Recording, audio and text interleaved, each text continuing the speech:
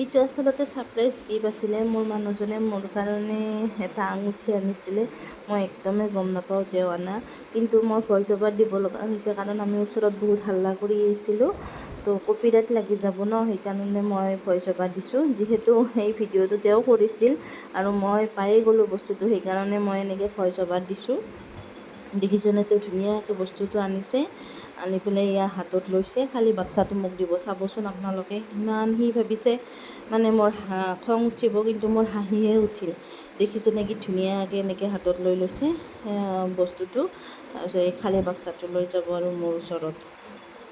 ইমান যে দুষ্টামিবিলাক কৰি থাকে ন, তাৰমানে তাৰ ইয়াৰ এণ্ডিং আছিলে, সেইকাৰণে মোক আৰু এইটো গিফ্ট দিলে তেওঁ। সেয়া মই ল'ৰাৰ লগত খেলি আছিলোঁ, তাৰপিছত ধুনীয়াকৈ আনি কিনে মোৰ হাতত দিছে। মই ভাবিছোঁ আৰু ৰিং থাকিব, নহয়তো বা মানে কাণৰ কিবা সৰু ইয়াৰিং থাকিব, সেনেকৈ ভাবিছোঁ। তাৰপিছত খুলিছে, ইমান হাঁহি উঠিছে মোৰ।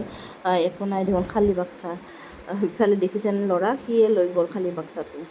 তাৰপিছত মই ভাবিছোঁ কিনো এনেকৈ জোকাইছে, প্ৰেংক কৰিছা নেকি বুলি ক'লোঁ মই। তাৰপিছত সেই আচল বস্তুটো হাতত দিছে।